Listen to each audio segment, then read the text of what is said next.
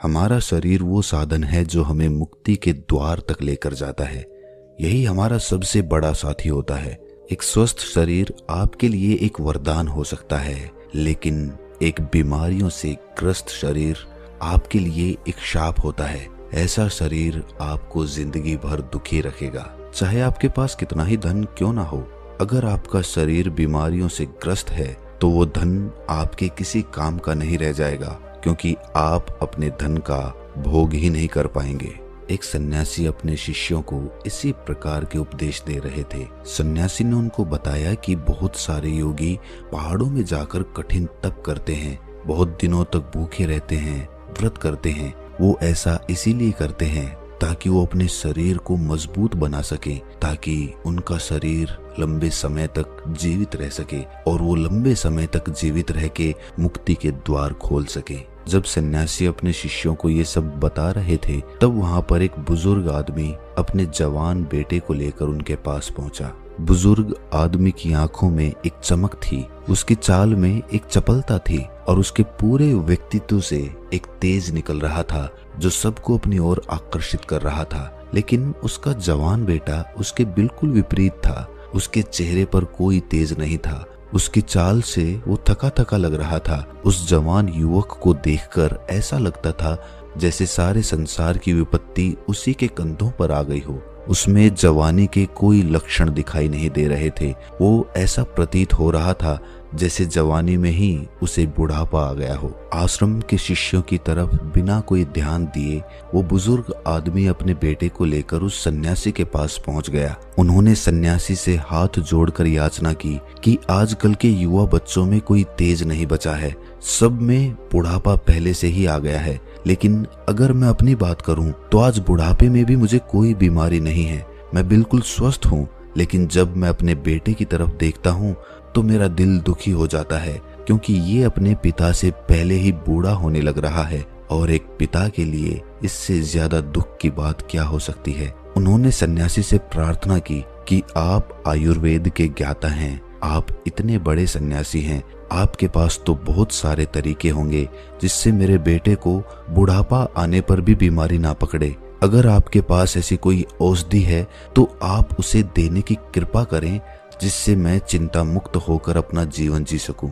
सन्यासी ने उस बुजुर्ग आदमी के युवा बेटे की तरफ देखते हुए कहा कि औषधि तो बीमार आदमी को दी जाती है, लेकिन इस युवक को देखकर ऐसा लगता है कि इसे कोई बीमारी नहीं है, बल्कि इसके खान पान, इसके रहन सहन और इसकी दिनचर्या में थोड़ा बदलाव करने से इसका पूरा जीवन बदल सकता है। असल में इंसान अगर बीमारी आने से पहले ही सतर्क हो जाए तो उसके पास बीमारी नहीं आएगी।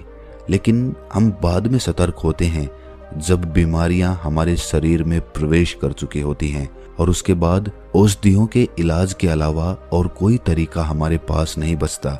लेकिन मैं सबको कहता हूं कि जो भी इंसान अपना स्वस्थ शरीर चाहता है, अच्छा खुशहाली से भरा जीवन जीना चाहता है, उसे अपनी दिनचर्या में कुछ नियम अपनाने होंगे। उसे कुछ भोजन ऐसे खाने होंगे जो उसके शरीर के लिए लाभकारी हों, और तीसरा उसे कुछ ऐसे योग सीखने होंगे जिन्हें वो जीवन भर कर सकें। अगर वो सिर्फ इन 3 बिंदुओं को विस्तार से समझ लेता है तो उसका शरीर उसके लिए वरदान साबित हो जाएगा।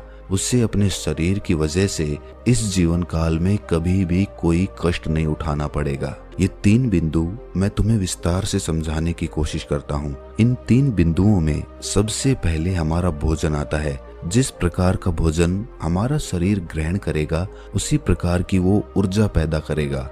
अगर हम अपने शरीर में बासी खाना डालेंगे तो वो आलस्य से भरा रहेगा, वो हमेशा सुस्त रहेगा। लेकिन वहीं पर अगर हम उसमें ताजा खाना डालेंगे तो हमारा शरीर चुस्ती से भरा रहेगा, उसमें कोई आलस्य नहीं रहेगा।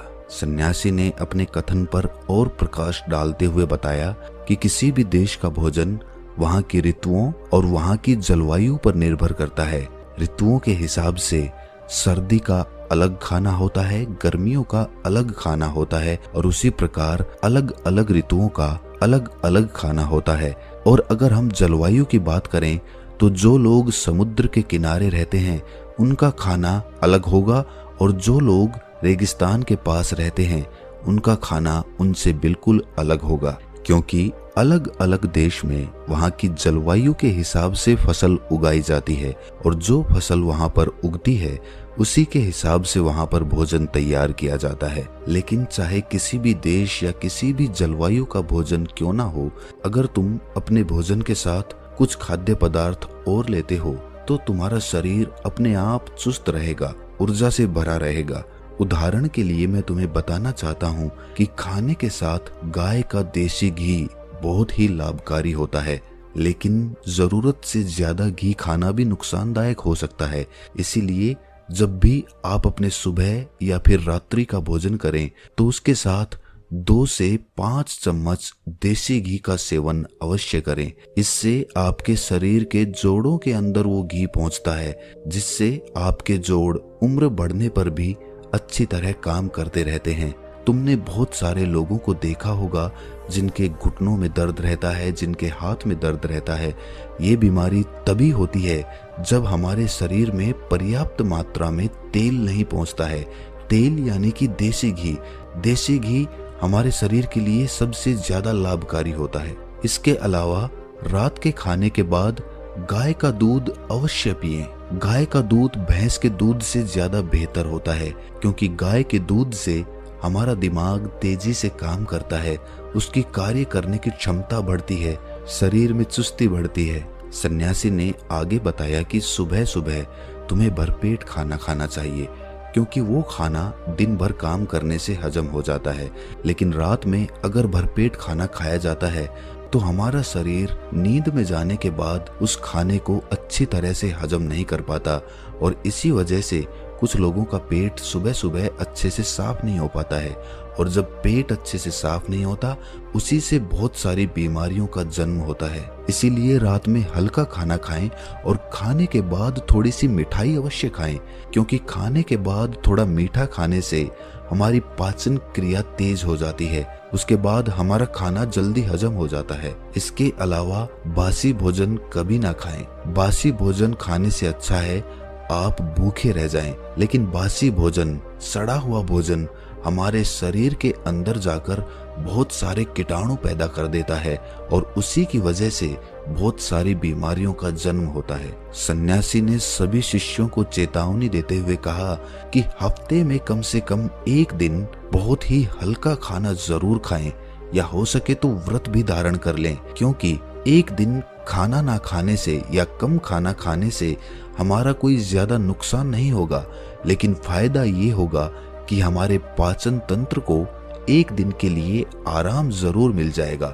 जो पाचन तंत्र सुबह शाम दिन रात 24 घंटे 365 दिन काम करता रहता है, उसे कम से कम एक दिन, सप्ताह में एक दिन कम से कम आराम तो जरूर देना चाहिए, ताकि वो अपना कार्य आसानी से, अच्छे से और लंबे समय तक कर सके।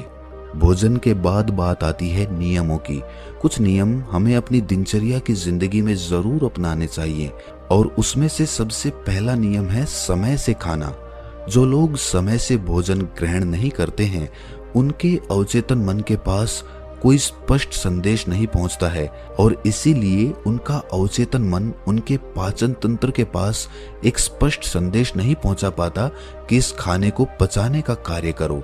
और वहीं पर दूसरी तरफ जो लोग समय से भोजन करते हैं, वो उनके अवचेतन मन के पास एक स्पष्ट संदेश पहुंचता है कि ये समय खाना खाने के लिए बना है, और इसीलिए उनका अवचेतन मन उनके पाचन तंत्र को पचाने के कार्य में लगा देता है। हम सबको पता है कि हमारा अवचेतन मन स्पष्ट संदेशों में काम करता है। अगर हम उसके पास स्पष्ट संदेश भेजेंगे तो वो हमारे शरीर को ठीक करने में अद्भुत कार्य करेगा। दूसरा नियम जो शरीर को स्वस्थ बनाने के साथ साथ उसे बलशाली भी बनाता है, वो है अपने शरीर की अच्छे तेल से मालिश करना। कम से कम सप्ताह में एक बार अपने पूरे शरीर की अच्छे तेल से मालिश जरूर करें। उससे हमारी त्वचा के जितने भी खत्म हो चुके या मरे हुए अणु होते हैं, वो त्वचा पे से दूर हट जाते हैं, और हमारी त्वचा में एक नई स्फूर्ति, एक नई ताजगी पैदा होती है, और वो ताजगी हमारा आलस्य खत्म कर देती है। शरीर पर अच्छे तेल की मालिश करने का एक और फायदा होता है, उससे हमारा शरीर आकर्षक बना रहता है, हमारा शरीर युवा बना रहता है।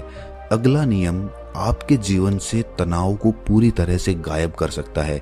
इस नियम का जो भी पालन करता है उसके पास बीमारी दूर दूर तक नहीं फटकती। वो नियम है समय से सोना और समय से जगना। आपको ये नियम बड़ा ही साधारण सा लगा होगा, आपको ये लग रहा होगा कि इस नियम के बारे में तो हम सब जानते हैं, लेकिन आप समय से सोने और समय से जागने के अद्भुत फायदे अगर जान लेंगे तो विश्वास कीजिए आप अपने आप ही इस नियम का अनुसरण करने लग जाएंगे। अगर आप समय से सोने और समय से उठने के चमत्कारिक फायदे जानना चाहते हैं तो इसके ऊपर हमने दूसरी वीडियो भी बना रखी है, आप उस वीडियो से जाकर इसके बारे में पूरी जानकारी ले सकते हैं। उसका लिंक आपको डिस्क्रिप्शन बॉक्स में मिल जाएगा। इसके बाद अगला नियम बताते हुए उस सन्यासी ने बुजुर्ग आदमी को सावधान करते हुए बताया कि अगर कोई आदमी अपने परिवार और अपने बच्चों के साथ समय व्यतीत नहीं करता है तो वो तनाव से ग्रस्त हो जाता है। घर में सुख शांति रहती है तो मन खुश रहता है, सभी परिवार के जन, सभी परिवार के लोग भी खुश रहते हैं और इसीलिए परिवार के पास कोई भी नकारात्मक ऊर्जा पास में नहीं आती और उसके बाद आपका परिवार, आपके बच्चे और आप तंदुरुस्ती भरा जीवन जी सकते हैं। कुछ लोग काम ज्यादा होने की वजह से अपने परिवार, अपने बच्चों के साथ ज्यादा समय नहीं बिता पाते।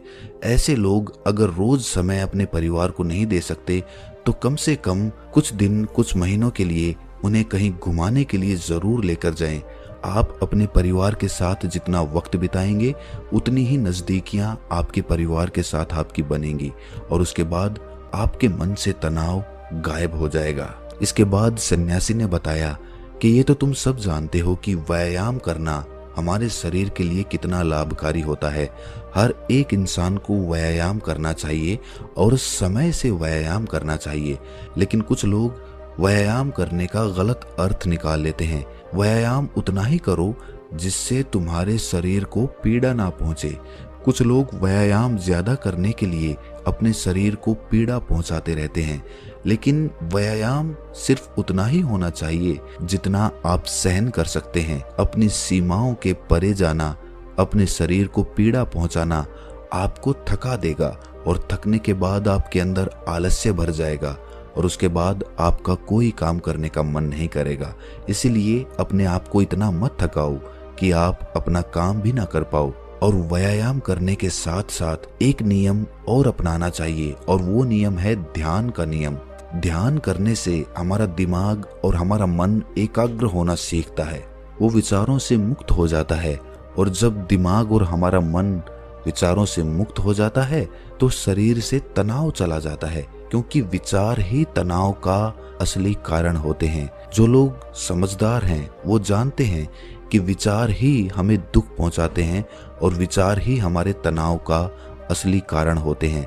इसीलिए लोग शून्यता में जाने का ध्यान करते हैं, लेकिन अगर आप भी रोज ध्यान करते हैं तो इससे आप विचार रहित तो होंगे ही, साथ ही साथ आपके चेहरे का तेज बढ़ेगा और आपकी इंद्रियां यानी कि आंख, नाक, कान, त्वचा और आपका मस्तिष्क अच्छी तरह से कार्य कर पाएंगे। भोजन और नियम के बारे में विस्तार से बताने के बाद सन्यासी ने योग का रहस्य खोलना शुरू किया। उन्होंने सभी को बताया कि कुछ योग ऐसे होते हैं जो हम अपना काम करते करते अभ्यास कर सकते हैं और उनका अभ्यास करने से हमें चमत्कारिक फायदे मिलते हैं। एक योग जो सबसे ज्यादा लाभकारी होता है और जिसे करने के लिए अलग से समय नहीं निकालना पड़ता, आप कोई भी काम करते हुए उस योग को कर सकते हैं और वो योग है गहरी सांसें लेना। जब भी आप सांस लेते हो तो अपनी नाभि से सांस लेने की कोशिश करें। सिर्फ छाती में सांस भरकर या अपने कंठ में सांस भरकर ना छोड़ें। नाभि तक सांस को जाने दें और नाभि से ही सांस को आने दें। उसके बाद आप अपनी सांसों के साथ एक संबंध स्थापित कर लेंगे। जीवन का रहस्य ही सांसों में छुपा हुआ है और जितनी गहरी आपकी सांसें होंगी उतना ही गहरा आपका ध्यान होगा। और ये योग हम कोई भी काम करते हुए कर सकते हैं। मान लीजिए कि तुम कोई भी काम कर रहे हो तो उसमें गहरी सांसें लेने में तुम्हें कोई भी अड़चन नहीं होनी चाहिए उसके बाद अगला योग समझाते हुए सन्यासी ने बताया कि जब भी तुम सोने के लिए जाते हो तो हमेशा याद रखना कि तुम योग निद्रा में जाकर नींद ले सको, क्योंकि योग निद्रा की नींद अगली सुबह तुम्हारे लिए ताजगी भरी लेकर आएगी। योग निद्रा किस तरह से की जाती है, उसकी प्रक्रिया क्या होती है, इसके बारे में हमने एक वीडियो पहले से बना रखी है। अगर आप उसे देखना चाहते हैं तो उसका लिंक डिस्क्रिप्शन बॉक्स में मिल जाएगा। आखिरी योग बताते हुए सन्यासी ने बताया कि एक योग जिसके लिए तुम्हें अपना थोड़ा सा समय देना होगा, लेकिन थोड़े से समय के बदले उसके फायदे बहुत लंबे होंगे। वो योग है अपनी इंद्रियों के लिए योग। तुम्हारी इंद्रियां जो होती हैं वो जिंदगी भर तुम्हारा साथ निभाती हैं। तुम्हारी आंखें देखने का काम करती हैं, तुम्हारे कान सुनने का काम करते हैं। उसी प्रकार हर एक इंद्री अपना कार्य अलग अलग भिन्न भिन्न रूप में करती रहती है, लेकिन समय के साथ साथ जैसे जैसे इंसान की उम्र बढ़ती है इन इंद्रियों की शक्ति कम होने लग जाती है। इसीलिए इंसान को ऐसे योग करते रहना चाहिए जिससे उनकी इंद्रियां कभी भी कमजोर ना पड़े। उदाहरण के लिए आंखों की शक्ति बढ़ाने के लिए त्राटक ध्यान का प्रयोग किया जा सकता है, और कानों की शक्ति बढ़ाने के लिए कानों से सुनने का अभ्यास किया जा सकता है। सिर्फ हमें अपनी अलग अलग इंद्रियों पर अलग अलग समय पर अपना ध्यान केंद्रित करना है। जैसे कि हम खाली बैठे हुए सिर्फ सुनने पर ध्यान लगा रहे हैं, हमारे कानों में हर प्रकार की ध्वनि प्रवेश कर रही है, हमारा पूरा ध्यान सिर्फ सुनने पे लगा हुआ है।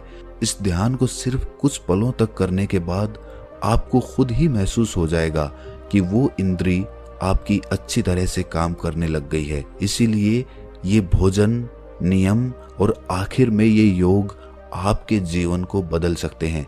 बुढ़ापे तक आपके पास कोई बीमारी नहीं आएगी। उसके बाद सन्यासी ने सभी को वहां से प्रस्थान करने के लिए कहा और खुद आयुर्वेद की औषधियां बनाने में लीन हो गए। तो दोस्तों, कैसी लगी ये कहानी आपको कमेंट सेक्शन में ज़रूर बताना, और अच्छी लगी हो तो इस चैनल को सब्सक्राइब करके नोटिफिकेशन बेल को ज़रूर प्रेस कर देना। तो मिलते हैं